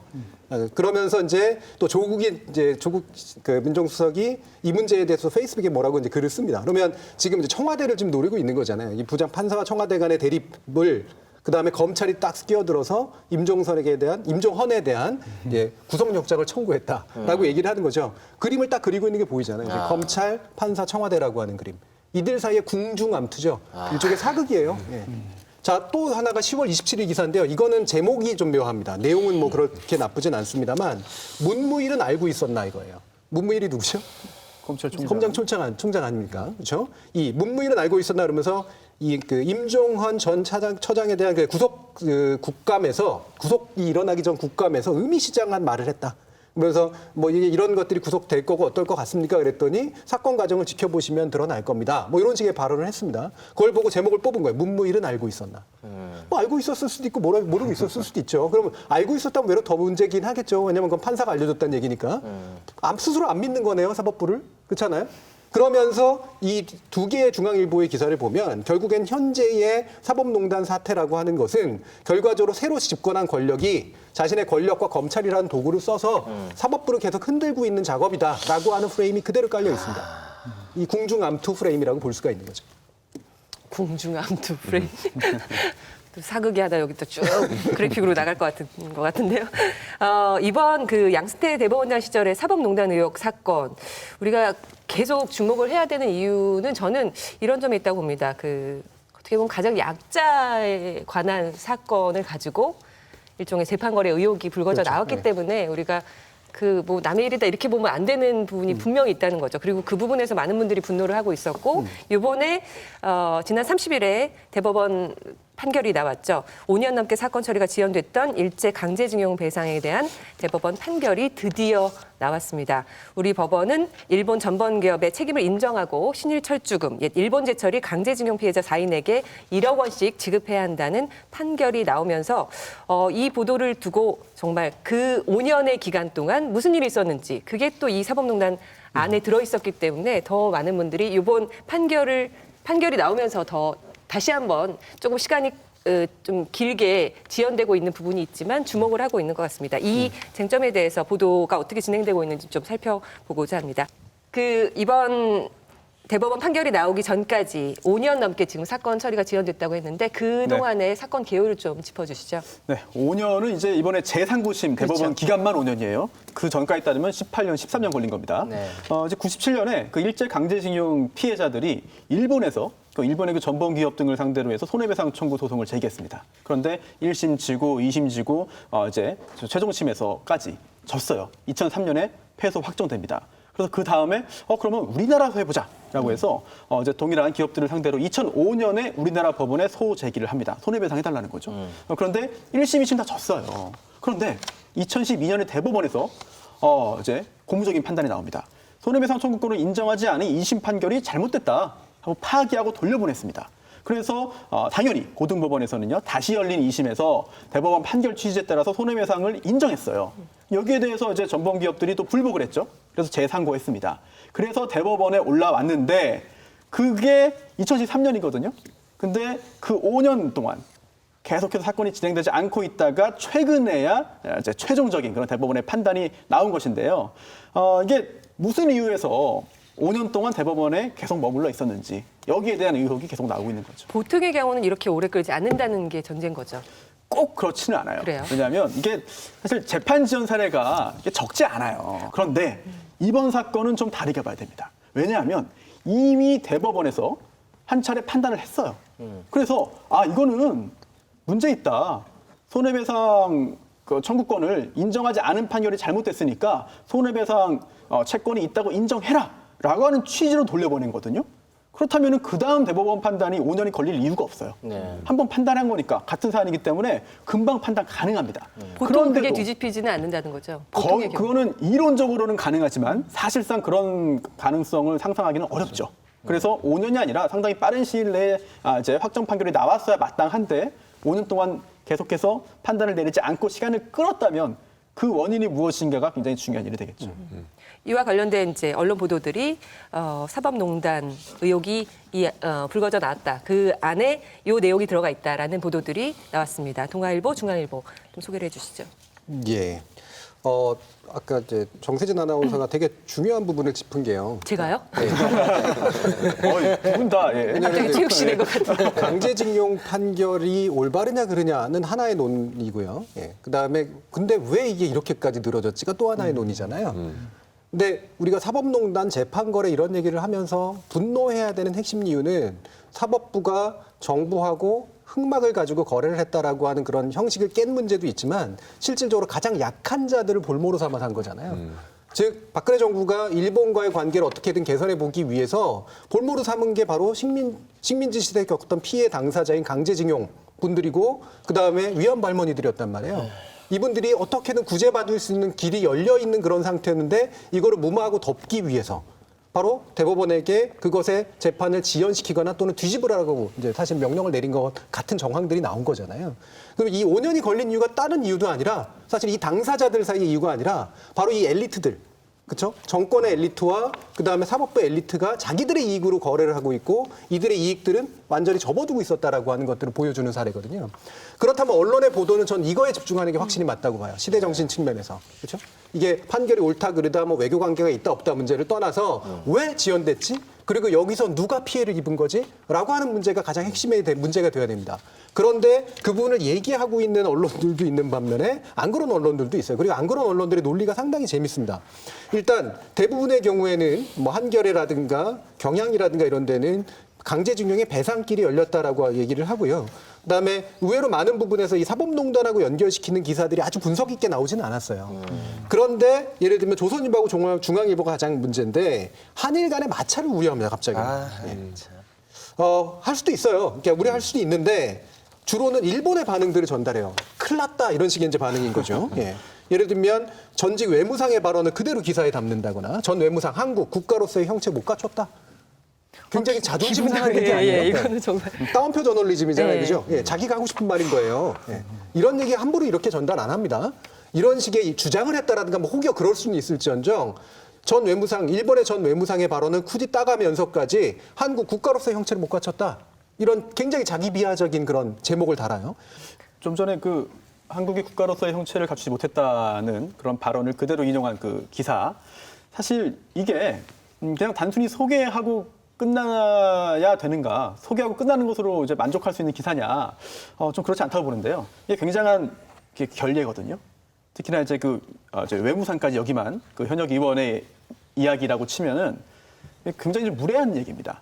또 경솔한 발언이기도 하고 그렇다면 그 부분에 대해서 잘못을 지적하고 지금 우리 국민들이 격앙돼 있고 분노하고 이런 그 표현, 이런 발언에 대해서 이제 굉장히 좀 들끓고 있다 여론이 이렇게 마무리가 되는 게 정상이 아닌가 싶은데 오히려 이렇게 이런 이해하지 못할 만한 발언을 그대로 인용하고 기사가 끝났다고 한다면 글쎄요 이거는 정말 하고 싶은 말을 대신하는 그런 기사라고 할 수 있겠죠. 아까 손 변호사님이 이제 말씀하신 따옴표 저널리즘의 문제를 제가 다른 걸로 한번 비유해서 얘기를 해보면요. 오늘 다룰 내용은 아닙니다만 최근에 보수지들이 그러니까 북의 이제 리선권의 발언 가지고 엄청 얘기를 했었잖아요. 확인도 안 된 발언이었는데 물론 뭐 대충 뭔가 근거는 있었겠다라고 싶지만 일테면 뭐 지금 이제 목구멍에 뭐가 넘어가니까 뭐 이런 식의 발언들 가지고 결례의 의미를 가지고 얘기를 했잖아요. 근데 일본 사람이 이렇게 발언한 걸 가지고 왜 그런 얘기를 안 하죠? 그렇네요. 네. 여기도 무의식이 드러나잖아요. 핵심은 이겁니다. 일본하고는 친하게 지내고 싶고요. 북한하고는 친하게 지내고 싶지 않은 거예요. 그러니까 상대의 전례를 짚는 거죠. 예리했어요. 중앙에 10월 31일에는 강제징용판 외교적 파장이 현명하게 되거나 그나마 좀 낫습니다만 외교적 파장 있죠. 근데 뭐라고 얘기하냐면 진단을 해요. 앞으로의 한일 관계는 최악의 국면을 피하기 어렵게 됐다. 어떤 최악의 국면일까요? 저는 항상 그게 궁금해요. 사실 한일 관계는 그렇게까지 좋았던 적 별로 없어요. 이 정도의 긴장과 갈등들은 늘 있어 왔던 관계거든요. 근데 당연히 그 신문은 그냥 어떤 기자는 선택할 수 있어요. 오히려 그 국제 관계에 대해서는 집중하고 싶은지 아니면 그 사법부 문제에 대해서 집중하는지. 그래서 이 두 가지 테마는 한 스토리에서 나올 수 있는 게는 충분히 이해하고 근데 정확하게 결정해야 되는지 저는 사실 앞으로 일본하고 관계 안 좋아질 수 있는 가능성이 있어요. 그렇죠. 예, 문제가 생길 수 있어요. 경제적인 문제가 생길 수 있어요. 그래서 이것도 뭐 가짜 뉴스 아니에요. 이것도 어느 정도 사실이라고 생각하고 그래서 경제적으로 보면 아니면 국제 정치적으로 보면 어느 정도 맞는 말이라고 생각할 수 있고요. 근데 사법부 문제에 대해서 얘기하면서 뭐 이런 거 섞이면 조금 문제 있죠. 우리나라와 일본의 국가 간의 그런 분쟁 사안일 수도 있고요. 또 국민들 간의 어떤 갈등일 수도 있어요. 그런데 우리나라 국민들만 이번에 한국 대법원의 판결을 지지하는 건 아니에요. 그럼요. 네, 그래서 일본 변호사와 일본 학자 100명도 우리나라 이번 판결을 지지하는 성명을 냈는데요. 그런데 이게 그 성명만 있는 게 아니에요. 과거에 일본의 공직자들이 우리나라 대법원 판결과 유사한 취지의 발언을 공개 석상에서 한 적이 있습니다. 이제 91년에 야나이 순지 그 당시 그 외무성 조약국장인데요. 국회에서 참의원회에 가서 이런 말을 했어요. 청구권 협정, 한일 청구권 협정은 한일 양국이 국가가 가지는 외교 보호권을 서로 포기한 것이다. 그러면서 개인 청구권 자체를 국내법적 임의로 소멸시킨 것이 아니다.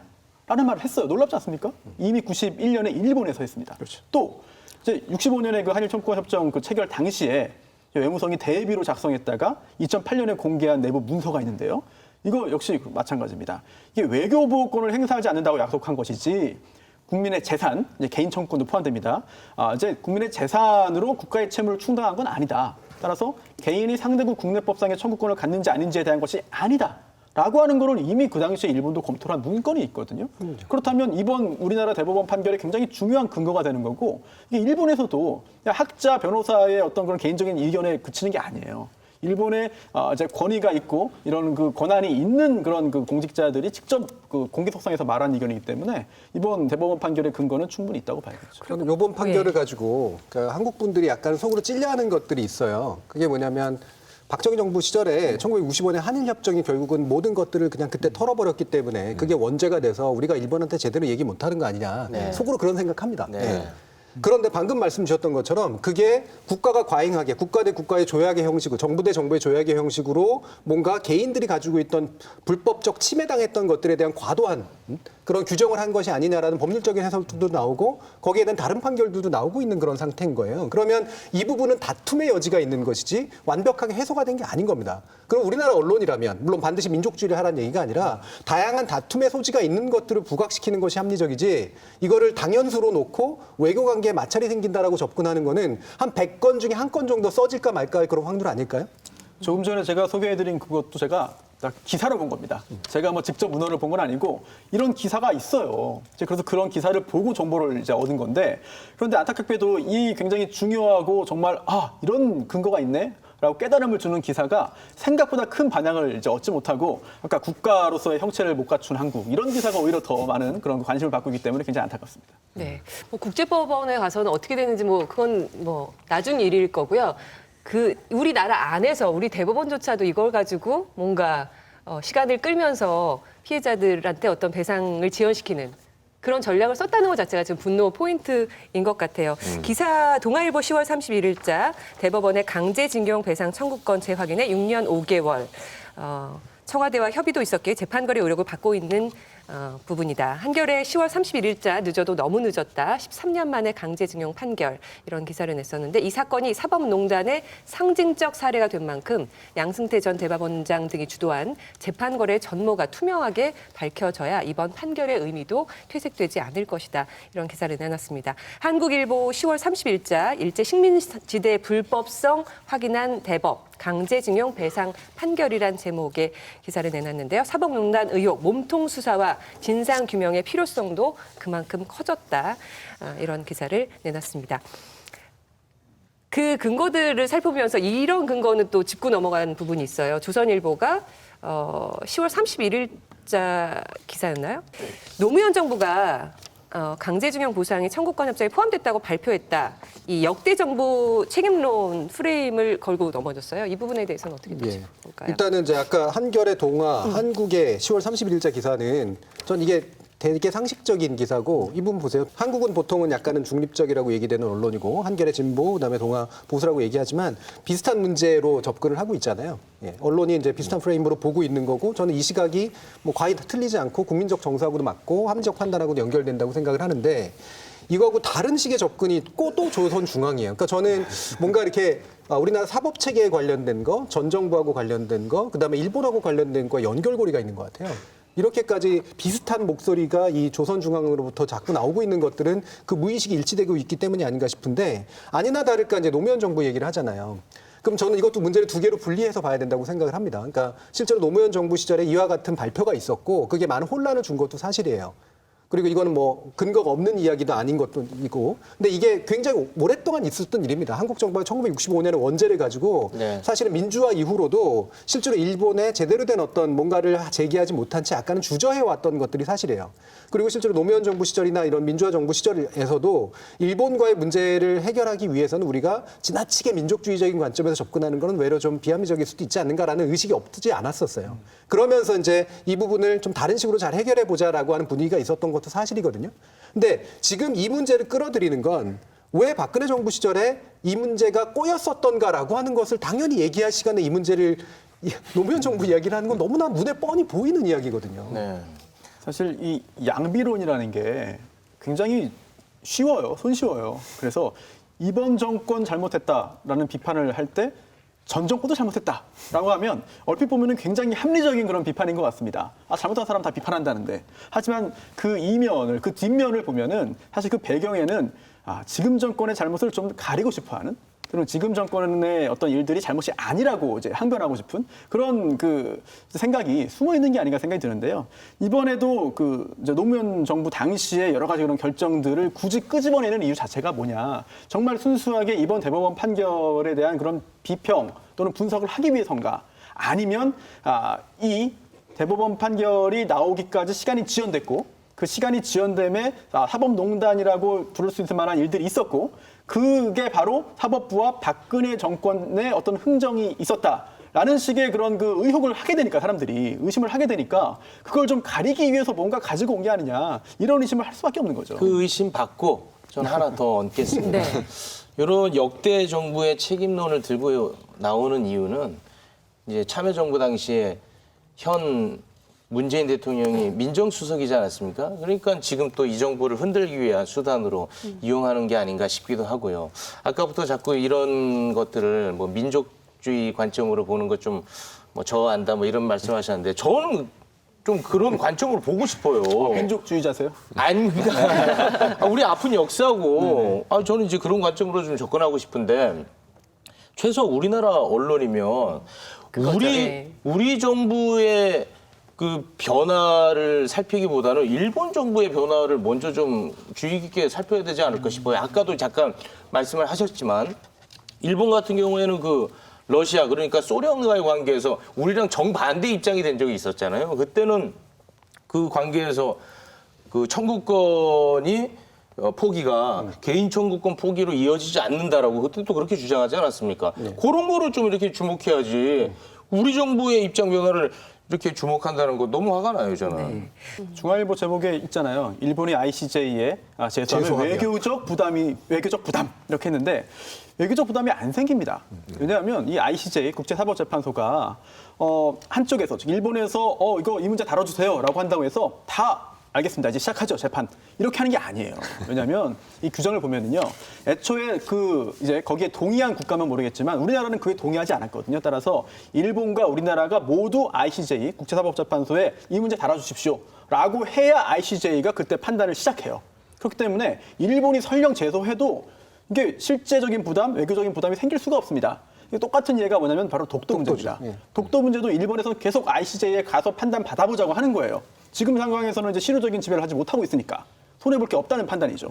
그런데 우리나라에서는 그걸 응할 의무도 없고 응할 필요도 없고 응한다는 게 사실 상상하기 힘든 일이거든요. 결국은 ICJ는 양쪽 우리나라와 일본이 모두 이 문제를 의뢰를 해야만 그 부분을 다룰 수 있는 거죠. 네. 그리고 다른 차이도 하나 있어요. 원래 그 ICJ는 그냥 나라 사이에 있는 문제만 해결하고, 근데 여기는 사실 한국 정부가 무슨 문제 있다고 얘기하는 게 아니고 민원 사실 그냥 지금 일본하고 좀 거기 싸우려고. 그래서 사실 이거는 원래 ICJ 해결해야 되는 일이 원래 아니라고 생각해요. 맞습니다. 그리고 신일본 철주 같은 경우에는요, 과거에는 주주총회에서 그러니까 주주들이 이런 식의 문제가 있었을 때 배상을 해주는 쪽이 자신들의 기업의 이미지가 훨씬 도움이 된다라고 판단을 했었어요. 근데 주주가 좀 일부 주주 구성이 바뀌면서 최근에 약간 태도를 바꾼 건데, 태도를 바꾼 중요한 이유가 뭔지 아세요? 아베 정부가 밀어주니까 바꾸는 거예요. 근데 우리 다 알지만 정부의 속성들이 다르지 않습니까? 지금 아베 정부는요, 일본에서도 지금까지 있었던 자민당 일본 정부 가운데서도 가장 사실은 외교적인 문제를 많이 일으키는 정부예요. 근데 그 부분은 지적은 안 하고 우리의 정부가 마치 일본과의 관계에서 뭔가 위기에 빠진 것처럼 얘기하는 거, 이건 굉장히 이상한 얘기죠. 네, 그런데 경향신문도 이런 기사를 냈습니다. 10월 31일자 강제징용 판결, 한일 관계 악영향 최소화해야라는 제목의 기사에서 일본 정부의 반발은 이해할 수 있는 면이 있다. 사법부 판단이지만 한국이 또다시 과거사의 꼴대를 옮겼다고 여길 소지를 제공한 셈이기 때문이다. 노무현 정부는 이러이런 내용들을 얘기하면서 강제징용 피해자의 개인 청구권이 한일 청구권 협정으로 해결됐다고 결론 지었고, 이후 정부는 이를 유지해왔다. 이 내용을 경향신문 10월 31일자에 언급을 했습니다. 이 기사는 어떻게 봐야 될까요? 저는 이 정도는 충분히 나올 수 있는 기사라고 보는 거죠. 그게 이제 합리적 판단이라고 생각하는 건데, 왜냐하면 아까도 얘기했듯이 이거는 1965년 한일협정의 원죄를 어떻게 해석할 것이냐, 어떻게 받아들일 것이냐의 문제거든요. 근데 이제 우리는 사실은 외교 경험이 굉장히 작은 나라예요. 그러니까 우리가 국제 무대에서 사실 외교로 뭔가 잘해본 경험이 별로 없는 나라입니다. 그 이유가 뭐냐면 민주화 이전엔 독재라서 그랬어요. 독재니까 우물안 개구리기도 하고 자신의 정통성이 부족하니까 바깥에는 굉장히 좀 얕보일 수밖에 없는 그런 조건이었어요. 그러니까 뭔가 되게 저자세로 사실 외교를 할 수밖에 없는 그런 측면들이 있었습니다. 근데 민주화 이후로 이제 이른바 국격이라는 게 좀 상승하면서 외교 무대에서 뭔가 제대로 할 수 있었지만 경험이 별로 없었기 때문에 사실 이게 국제법적으로도 어떤 문제가 있고 예를 들면 외교상을 어떻게 풀어야 되는지가 그렇게 유능하지가 않아요. 우리나라 외교 엘리트 되게 죄송하지만 사실은 그렇게 유능하지 않습니다. 그런데 이게 그러니까 역대 정부의 문제예요. 그래서 이게 민주정부건 또는 독재정부건 뭐건 간에 역대 정부가 사실 이 문제에 있어서는 사실 아킬레스건을 쥐고 있었던 거죠. 잘못된 해석도 했었고. 그래서 노무현 정부의 문제라든가 이를테면 DJ 정부의 문제라든가 YS 정부의 문제에서도 역시 비슷한 문제들이 반복이 됐었습니다. 그래서 이런 문제를 지적하면서 특히나 지금 시기에 외교적으로는 지나친 마찰은 피하는 것이 맞기 때문에 이거를 어떻게 하면 이 강제징용 피해자들에게 정당한 보상들을 해주면서 동시에 일본과 과도한 마찰을 피해가는가? 우리의 현안이에요. 그러려면 그거는 뭐예요? 되도록이면 그거를 속으로 뭔가 해결하기 위한 어떤 합리적인 방안들을 구축하는 게 필요한 거죠. 이렇게 일본이 반발한다, 큰일 났다, 큰일 나길 바라는 방식으로 이제 언론이 얘기하는 거랑 조심해야 되기 때문에 우리가 차분히 한번 접근해보자라고 얘기하는 건 저는 굉장히 다른 거라고 보고요. 꼬리를 가지고 몸통을 삼느냐, 아니면 몸통 안에 여러 가지 필요한 것들을 담느냐는 다른 접근법이라고 생각을 합니다. 네. 중요한 게 이 모든 문제는 지금 그 위안부도 마찬가지로 되게 많은 한국 사람들한테 되게 감정적인 문제잖아요, 사실. 근데 전 독일 사람이라서 다르게 생각하는지 모르겠지만, 근데 이거는 가끔 조금 냉정적으로 봐야 할 필요성도 있다고 생각해요. 왜냐하면 사실 그 큰 그림 보면 일본하고 지금 이런 시간 부딪히면도 크게는 도움이 안 된다고 생각해요. 왜냐하면 지금 북한 관계를 점점 좋아지고 좋아지면서 사실 어느 정도 일본 도움도 좀 필요하고 그래서 큰 그림 보면 일본 관계는 그냥 완전히 무시할 수 있는 게 아니죠. 그래서 일본도 법적으로 어느 정도 맞을 수도 있고 뭐 그런 가능성도 있고, 국제법으로 생각하면. 그래서 양쪽 면 좀 잘 봐야 되고 너무 감정적으로 리액션하면 안 했으면 좋을 것 같아요. 아, 동기령님 아주 또 실망스러워요. 아, 너무 실망스러워요, 이거는. 아니, 왜 피해자가 눈치를 봅니까? 우리 정당한 권리를 얘기하는 건데 강제징용 배상조차 못 받으면서 양국 간의 관계 좋으면 뭐 할 겁니까? 아니, 그거 오해하는 거야. 당연히 그 사람들 피해자는 배상 받는 게 되게 중요하게 생각하고, 네. 근데 여러 가지 방법이 있잖아요. 그래서 그냥 제가 말하고 싶은 게 꼭 그 안 좋은 관계 만들지 말고 뭐 평화로운 방법으로 이 문제 해결할 수 있는 방법 좀 찾을 수 있었으면 좋겠다고요. 이게 제일 좋은 방법은 아까 이제 그 일본 법률가들 얘기하셨잖아요. 사실은 일본 안에 양식 있는 분들 굉장히 많거든요. 이걸 단지 민족 문제로 바라보지 않는 분들 되게 많고요. 인권의 문제로 바라보는 분들도 많아요. 우리는 아베 정부만 보고 있지만 사실 일본이라는 사회가 그렇게 후진 사회가 아닙니다. 예. 그러면 이거는 한일 간의 관계에 있어서 그런 양식을 갖추는 사람들이 시민단체가 됐건 법률 전문가 단체가 됐건 간에 서로 사실은 이건 인권적 문제로 접근을 하고 실제로 이 배상에 대해서 우리가 어떤 식으로 전향적인 태도를 만들어야 되지 않겠냐라고 하는 그 압박을 만들어서 일본 정부가 스리슬쩍 뭔가 이렇게 이 목소리를 낮추는 그런 방향으로 가도록 하는 방식은 필요해요. 네. 이걸 바로 강대강으로 싸워가지고 문제를 해결하지는 않거든요. 그렇죠. 근데 과연 현재 이걸 우려하는 언론들이 한일 관계 마찰을 우려하는 언론들이 그런 식의 이제 루트를 생각하고 있느냐, 그게 목적은 아닌 것 같다는 거죠. 언론 보도를 보면은요, 좀 세부적으로 나눠서 보지 않는 것 같아요. 또는 그렇게 보지 못하는 것 같아요. 왜냐하면 이게 우리나라의 입장, 우리나라의 태도, 이 문제에 대한 우리나라의 노력, 이렇게 하나로 묶어서 보거든요. 그런데 그렇게 보면은 해답이 안 나올 것 같아요. 왜냐하면 이번에 대법원의 판결도 사법부의 판단입니다. 따라서 그 판결, 확정 판결에 의해서 강제집행 절차를 진행하든 우리나라에서, 아니면 안 될 가능성이 매우 높지만 일본에서 강제집행 절차를 시도를 하든지, 이건 사법적인 해결이고요. 또 그와 별개로 또는 그와 병행해서 좀 전에 그 기자님 말씀하신 대로 행정부, 그러니까 정부가 이제 국가 간에 일본과의 어떤 외교 채널을 가동해서 문제 해결을 위해 노력하는 거는 행정부의 또 일이거든요. 그리고 또 그와 별개로 행정부끼리 어떤 교감이 있어서 여러 가지 그런 정부가 우리나라 그 징용 피해자들에게 배상을 하고, 그 다음에 국가 간의 어떤 해결을 추가적으로 하는 이런 식의 그 해결을 한다면 또 입법부가 또 입법을 해야 되는 것이고요. 이렇게 나누어서 노력들을 좀 이제 소개를 해줘야 구체적인 그런 그 비교가 가능한데, 그게 아니라 일본은 이렇습니다, 우리나라는 이렇습니다, 그래서 갈등이 생깁니다. 이 갈등 어떻게 하죠? 그래서 사법부의 이번 판단 문제가 있습니다라고 이렇게 추상적으로 나가면은 이거는 굉장히 좀 문제가 좀 있는 것 같아요. 네, 이 사법농단 의혹 보도 관련해서 또 하나 나오는 기사들이 김명수 대법원장에 대한 비난 기사들입니다. 조선일보 10월 27일자 김 대법원장 특별재판부에 대한 입장을 밝혀라. 조선일보 9월 14일자 검찰 여론몰이엔 한마디 대응 안 하고 수사 협조하겠다니 대법원장 맞나? 동아일보 10월 31일자 송평인 칼럼에서 죽이 되든 밥이 되든 법원에 맡겨라.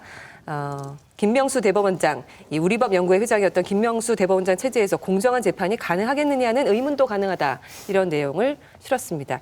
이 부분에 대해서는 어떻게 또 평가를 하시는지요? 일단 그 법원에 검찰을 끌어들인 대법원장이 책임져야 한다. 근데 법원에 검찰을 끌어들였나요? 대법원장이? 좀 잘 납득이 안 가는데요. 왜냐하면 이 김명수 대법원장이 이번 그 사법농단 관련해서 협조하겠다, 수사에, 이런 말을 했어요. 그런데 수사 협조하겠다고 했지 수사가 제대로 진행되도록 뭐 과도하게 협력을 한 거는 사실 찾기 어렵거든요. 오히려 김명수 대법원장이 구체적인 힘이 미치지 않는 영역에서는 이제 수사가 제대로 되지 못하는 그런 상황들이 많이 발생을 하고 있습니다. 그런데 이걸 도대체 법원에 왜 대법원장이 검찰을 끌어들였다고 비판을 하는지, 이 부분은 사실 잘 납득이 가지 않습니다. 대법원장의 책임을 묻고, 예를 들면 대법원의 사실에만 제대로 근거하고 있다면 대법원에 대한 비판을 하는 거, 그렇죠? 언론의 자유의 영역 아닙니까? 네. 근데 이분들이 이 이야기를 하는 논리가 그거잖아요. 상권 분립을 자꾸 위배한다는 논리. 그러니까 자기들은 대법원에 주문할 수 있고, 입법부나 다른 데들은 이 대법원에 대해서 뭔가 제대로 못하고 있는 걸 이렇게 해결하라고 이렇게 뭔가 견제와 균형의 원리를 발휘하는 건 잘못된 건가요? 뭔가 논리가 엄청나게 얽혀 있잖아요. 이건 합리적인 논리가 아니에요. 그리고 굳이 해석하자면 자기들만 특권을 가져야 돼. 나만 대법원장을 혼낼 수 있어. 라고 하는 인식 아니면 전 이렇게 얽힌 논리로 왜 이런 얘기를 하는지 잘 모르겠어요. 또 검찰의 무차별 공격으로 사법부 전체에 대한 신뢰도가 땅으로 추락하고 있다 했잖아요. 검찰이 공격해서 사법부가 지금 신뢰를 잃는 게 아니에요. 사법부가 신뢰를 잃을 만한 여러 가지 재판거래 의혹들에 이제 연루되어 있기 때문에 검찰이 수사를 하고 있는 겁니다. 이게 원인과 결과를 뒤바꿔 놓는 건데요. 이게 얼핏 보면은 그렇지. 검찰이 왜 사법부를 공격하지? 왜 잘못이야? 라는 생각하기 쉬운데 도대체 사법부에 대한 신뢰도가 왜 땅에 떨어지고 왜 특별법까지 만들자는 그 여론이 있는지 이거는 사실 검찰이 공격해서가 아니라 검찰의 공격이라는 것도 사실 좀 맞지 않은 것 같은데요. 이 검찰이 수사를 하게끔 만든 게 바로 사법부 내부 구성원들이거든요. 이런 부분에 대한 언급이 제대로 이루어지지 않은 것 같아요. 하나마디만 더 하면 저는 이 부분을 오늘 자꾸 이제 그 약간 어려운 말로 징후적 독해라 그러는데 그러니까 무의식을 읽어요. 무의식. 징후적 독해. 그러니까 이런 겉으로 드러난 것 안에 왜 이런 말들을 어떤 심리가 이런 말들을 만들어낼까라고 이제 해석하는 그런 방식이라는 게 있거든요. 이게 정신 분석적 방법이라고 보통 얘기를 하는데 물론 이거는 아주 객관적이고 과학적인 근거를 가지고 하는 얘기는 아니니까 제 해설이긴 합니다. 근데 한번 맞는지 한번 보세요. 그러니까 저는 우리나라 언론이 기본적으로 우리 사회를 바라보는 태도에 아주 강한 엘리트 의식이 숨어 있다라고 보는 사람이고 그런 논문들을 써왔어요. 기본적으로. 그리고 엘리트 체제를 지향합니다. 근데 모든 언론이 그러냐면 그렇진 않지만 상당수의 언론들이 그렇고 상당수의 언론인들이 그렇다고 저는 생각을 해요. 제가 지난 시간에도 왜 혼맥이라든가 이런 거로 연결되어 있는 거, 항맥으로 연결되어 있는 그런 건데 이분들이 생각하는 한국 사회의 지배 구조는 딱 뭐냐면 우리 대통령이라든가 이런 분들이 아니에요. 기본적으로 사법 엘리트. 예. 그다음에 서울대 출신. 그다음에 이런 언론 엘리트 같은 거 뭔가 고상한 직업들을 가지고 있는 뭔가 뼈대가 있고 전통이 있는 엘리트들이에요. 여기에 정치 엘리트는 제대로 된 엘리트가 아닙니다. 왜냐하면 군인이 집권했었고 막 그렇잖아요. 그리고 요즘의 민주주의에서는 사실은 말 그대로 그들이 보기엔 상것들도 집권할 수 있지 않습니까? 네. 자, 그들이 보기엔 같은 사법직의 영역에 있는 것 같지만 검찰은 어떻게 보일까요? 판사가 가장 고결한 존재들이에요. 판사의 의식이 가장 고결하고. 그러니까 이 언론의 어떤 엘리트 의식을 지향하는 사람들과 서울대 출신, 그다음에 사법 엘리트로 연결되어 있는 아주 단단한 육두품제가 있어요. 골품제가 있습니다. 네. 이들은 이걸 성골이라고 보는 거예요. 왜냐하면 가장 뿌리 있고 가장 고상하고 가장 그래도 전통이 있거든요. 우리나라의 파괴된 전통 가운데서도 가장 순수한 엘리트에 가깝다라고 보는 의식들이 있어요. 근데 이 의식이 여기에 투영돼 있다는 거죠. 제가 볼 땐 김명수 대법원장 이런 얘기를 하지 않습니까? 자, 우리법연구회 회장이었던 김명수 대법원장 체제에서 공정한 재판이 가능하겠냐는 의문도 가능하다. 뭔가 갈라치기 하고 있죠. 이들이 보기엔 순수 혈통이 아닌 사람이라고 보는 거예요. 그러니까 이 대법원을 제대로 뭔가 운영하지 못하고 바로 바깥에 있는 세력인 검찰을 끌어들여서 바로 이 순수한 체계인 사법부를 뒤흔들어 놓는데 바로 김명수 대법원장이 일조하고 있는데 그 이유는 뭐냐면 현재 집권한 정부가 바로 이를 임명했기 때문이야 라고 하는 그런 이 어떤 상상의 세계들이 있는 거죠. 그렇기 때문에 이런 식의 언론들은 기본적으로 이 사법농단된 사태가 중요한 게 아니라 사법부라고 하는 이 엘리트 체제가 공고했던 것들이 흔들리는 게 제일 싫은 거고 불만인 거예요. 그리고 그런 의식 속에서 계속해서 이런 식의 입장들이 나올 수밖에 없다는 겁니다. 지금 6월부터 진행이 되고 있는데 검찰 수사가 사법농단 의혹 사건 관련 보도들 이제 앞으로 계속 쏟아질 거고 또 사안이 진행될수록 언론 보도는 어떠해야 하는지 그럼 이런 사안에 대해서 제가 뭐 종종 주장하는 바이지만 언론이 언론으로서의 의식을 갖는 가장 핵심은 민주주의의 가치라고 생각을 하거든요. 왜냐하면 언론은 민주주의와 공존하지 않으면 존재하기가 어려운 원래 거예요. 왜냐하면 민주주의가 아닌 것들은 언론은 억압하지 않습니까? 다 너무나 당연해도 그죠? 헌법적 가치로 언론의 자유나 표현의 자유가 보장되는 그 체제 자체에 대한 기본적인 어떤 신념과 의식이 있어야 돼요. 그리고 그것에 바탕을 둬서 현재의 문제를 바라봐야 되거든요. 이건 정파의 문제가 아닌 거죠, 그러니까. 이른바 이 위헌 얘기 되게 많이 하고 뭐 우리나라의 국채 얘기 많이 해요, 이분들이. 근데 그러는 과정에서 실제로 국채가 흔들리고 민주주의의 가치가 흔들렸을 때 거기에 대해서 제대로 저항해보지 않았던 세력들이에요. 근데 또 문제는 기존의 민주화 이전의 언론들이 그랬잖아요. 즉 민주화 이후의 언론이라면 적어도 자신에게 주어진 권력이나 자유라고 하는 건 바로 민주주의의 가치 덕분에 가능하다라는 인식 속에서 민주주의를 지키고 방어하기 위한 논리들이 굉장히 필요하고 그걸 관점에서 사실을 수집하고 해석을 해야 되는 거죠.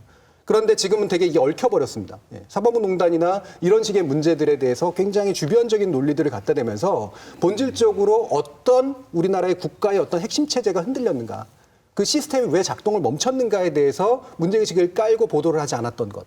저는 이게 가장 근본적인 문제였다고 보고요. 그 똑같은 문제의식의 토대를 둬서 작은 견해의 차이들은 있을 수가 있겠죠. 네. 우리는 오늘 사실 그 3권에 대해서 많이 얘기했잖아요. 근데 그 전에도 이런 얘기 있었는데 네 번째 권 바로 그 언론계이잖아요. 그래서 3권 지금 한국에서 문제 하나 생겼는데 그래서 이거 문제를 고치기 위해서 그만큼 그 언론계 사실 책임감 좀 더 커져야 된다고 생각하고 어떤 그 범죄자 있는지 판사이라도 꼭 잘 찾아고 이렇게 언론계 열심히 좀 했으면 좋겠어요. 네. 그 사법농단 의혹 관련돼서 이 민심의 그 분노는 어느 정도인지 지금 어떻게 보면 좀 잔잔하게 있는 건지 그런 내용을 좀 말씀해 주세요. 제가 이제 민심을 봤을 때는 이번에 그 임종원 전 차장이 구속이 안 됐으면 아마 폭발했을 거예요. 그런데 이제 구속이 돼서 일단은 지금 지켜보는 상황입니다. 요 다음에 양승태 대법원장을 어떻게 사법적으로 처리하는지 요거 지금 저희들이 지켜보는 상황이지 우리가 봐주는 거 아닙니다.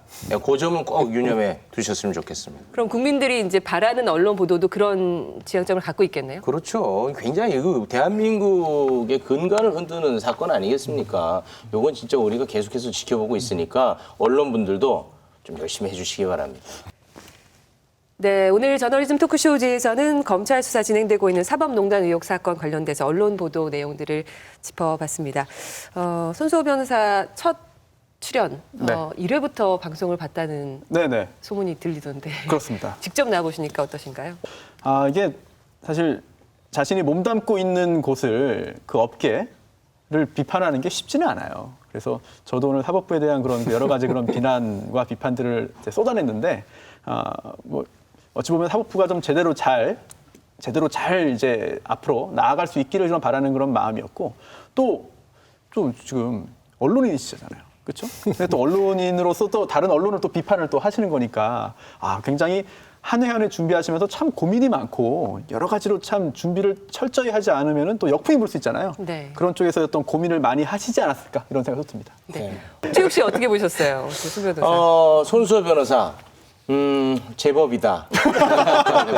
앞으로 이런 식으로만 하면 함께 갈 수 있을 것 같아요. 네, 좋았습니다. 네. 정재 교수님 오늘 조금 편안하셨나요? 약간? 상당히 편안했습니다. 상당히 그래요. 네. 열띤 공방이 저희는 굉장히 흥미로웠습니다. 이게 공방이라기보다는 약간 전문 용어로 티키타카라고 그러는데요. 티키타카? 공이 왔다 갔다 하는 이제 그런 네네네네. 탁구 치는 느낌 같은 거, 뭐 패스하는 느낌 같은 거 이런 게 좀 있었고요. 네. 특히 이제 법률적인 문제니까 사실 이 법률에 관련된 전문적인 판단 이전에 사실 법의 정신에 대한 판단이 더 되게 중요한 문제였다고 보는데 오늘 손 변호사님께서 이 법의 정신에 대해서 많이 얘기를 해주셨다고 저는 느끼거든요. 예, 그런 면에서 되게 좋았습니다. 저널리즘 토크쇼 제19번째 시간이었습니다.